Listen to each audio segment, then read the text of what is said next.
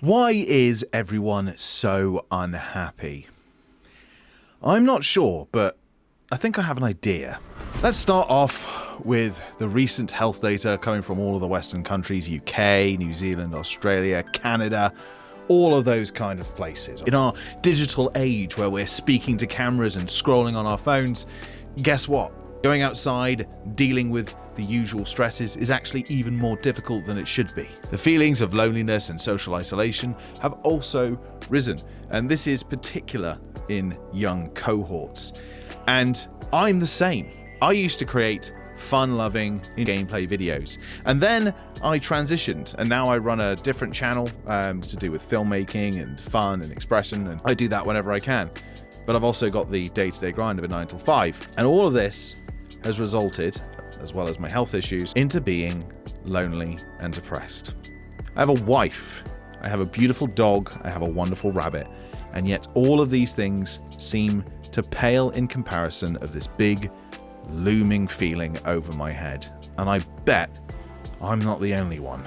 Let's talk about social media and internet use, shall we? Time spent on digital media and consumption has skyrocketed, especially since smartphone adoption. I can't wait for the new iPhone.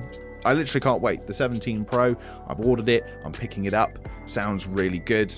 I'm going to be using it for work and a bunch of stuff. I use it as a monitor for my camera for weddings, so I can justify the expense. It's about the only thing I've managed to buy myself this year, to be fair. That smartphone, for most people, and me, isn't just a monitor for a camera or a games machine. It's a monitor for a camera, a games machine, a thing to scroll on social media, a thing to look at Instagram and compare yourself to other people. It's a thing where you can look to buy, consume, gamble. All of these things can be used with your smartphone, all through the best touch interface you'll ever use. I used to sell cars, right? And everybody always says, or used to say anyway, that the screens never feel very good in these cars. In fact, they were actually pretty good. It's just you're used to the best touchscreen in the world, and that's in your pocket. And you're touching it every day for at least 8 to 10 hours. Please don't clip that, because that in isolation is going to sound weird. Humans tend to pay more attention, remember, and be affected by negative news. We're now getting unbelievable amounts of negativity sent to us from the media all the time.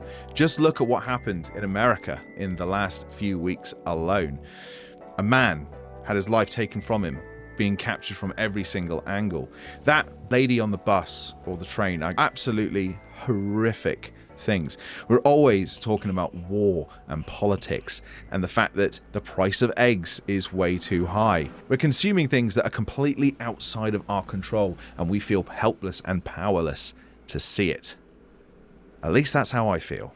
On top of that, jobs are now not secure. People job hop more now more than ever. There's no such thing as being loyal to a company anymore. There's no such thing as being loyal to your boss anymore. You need to constantly grind and hitchhike and hop between jobs to get the best possible deal and the most possible money for yourself.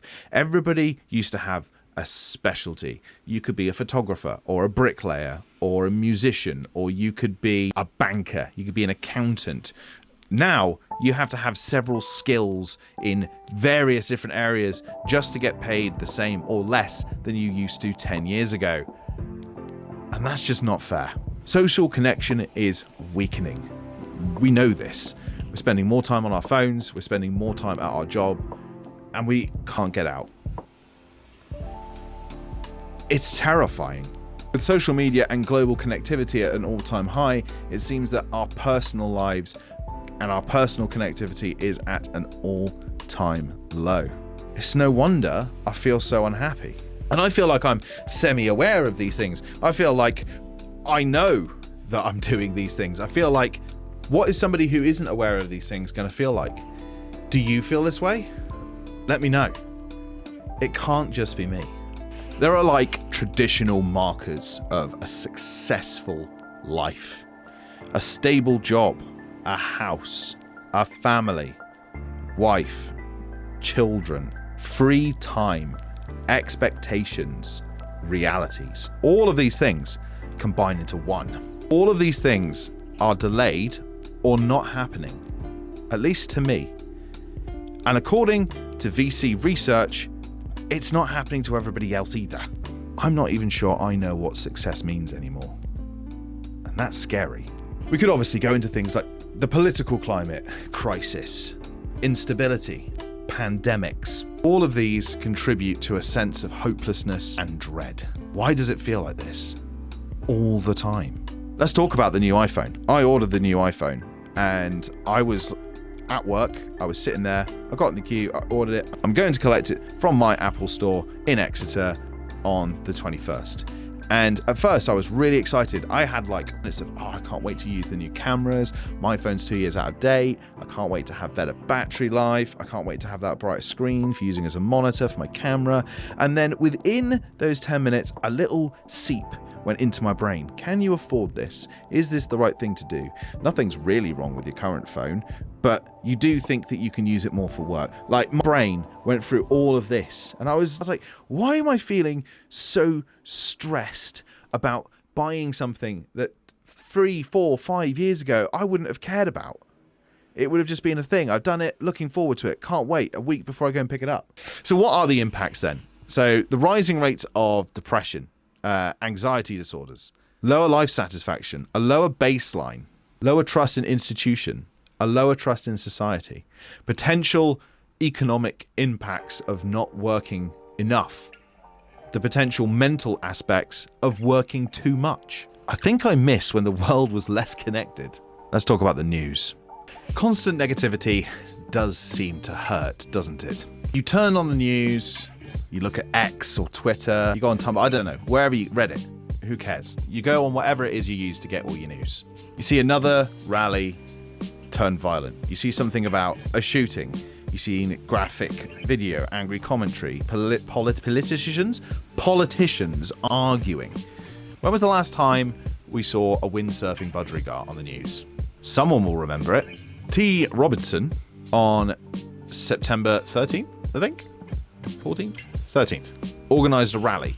And there's like disputing things. X, they're saying there's over 3 million people that were in attendance. And in the news, it was 110,000 people. And I don't know about you, but I don't know which one to believe. I don't know whether to believe the guys who are at the protest. I don't know whether to believe my own eyes, which are showing me what looks to be far more than 110,000 people.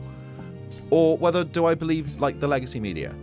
And therefore I'm in distrust, which is causing more negative feedback into my mentality. Let's talk about Charlie Kirk.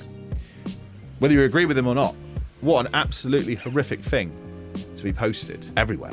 And then there are social media influencers and people celebrating that somebody got killed live. Like, it just, how can there be that much hate in the world?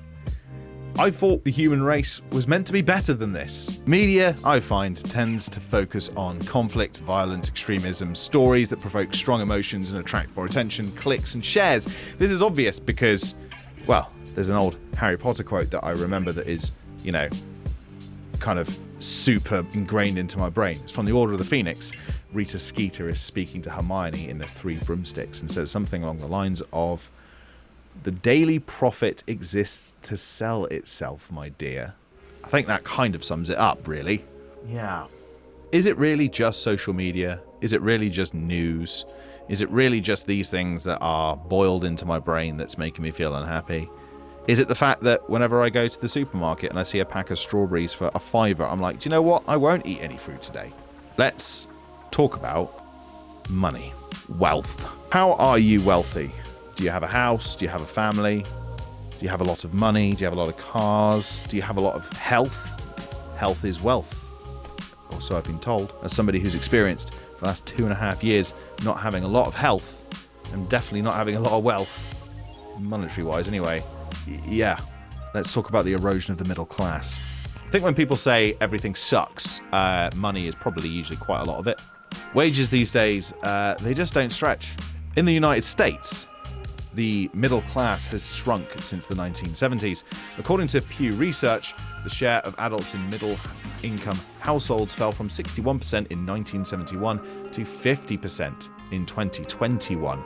In the UK, middle-income households face stringent and stagnant wages and rising costs, Resolution Foundation reports the UK workers are £11,000 worse off per year than they would have been had the growth continued at pre-2008 levels. Home ownership rates in young adults are far below their parents. In England, only 38% of people aged between 25 and 34 own a home. That can't be right. That's insane. Less than half of people my age own a house. A lot less than half. 38% is a lot less than half. In the US, the top 1% hold 32% of the wealth. Pretty much a third. The top 1% hold a third of all the wealth in the USA. What's going on? What's happening? Here's the kicker, though. Here's the kicker. According to the Federal Reserve, the bottom 50% share just 2.6% of the wealth. 2.6. Half of the US share less than 3% of the wealth. And then people are wondering, like, why is there a load in the US right now, like, advocating for, like, communism? Because it's got to be better than what they're in now. What we're in now. Jesus Christ. What can we do to improve ourselves, our lives, our happiness, make ourselves feel better? I mean, if I had the answers to all of those things, I wouldn't be making this video. But let's try my best. Or let me try my best. Something along those lines. Exercise. I've been doing more exercise recently, and that's been helping. The direct symptom is anxiety and depression. Then the direct solution is exercise, I think, probably, hopefully.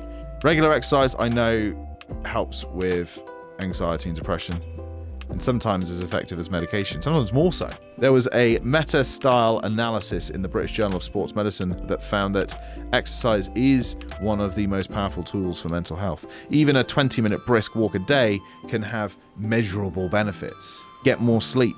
Pure sleep doubles the risk of depression and anxiety. That's according to Stanford Medicine. One thing that I've been doing to better my life is setting a bedtime alarm. So, like, instead of going to bed, like, some nights at 9:30, some nights at 10:30, midnight, sometimes at 3 in the morning, I've set an alarm on my phone. 10:30 p.m. Boom. Alarm goes off. Doesn't matter what I'm doing. It could be the most important thing ever. You drop it, you go to bed. That's been helping. It's not cured everything, but God, it's been helping. Maybe at the end of the day, all I can do is make a video about it, post it on YouTube, and listen to your stories in the comment section. And you can tell me exactly how you feel right now.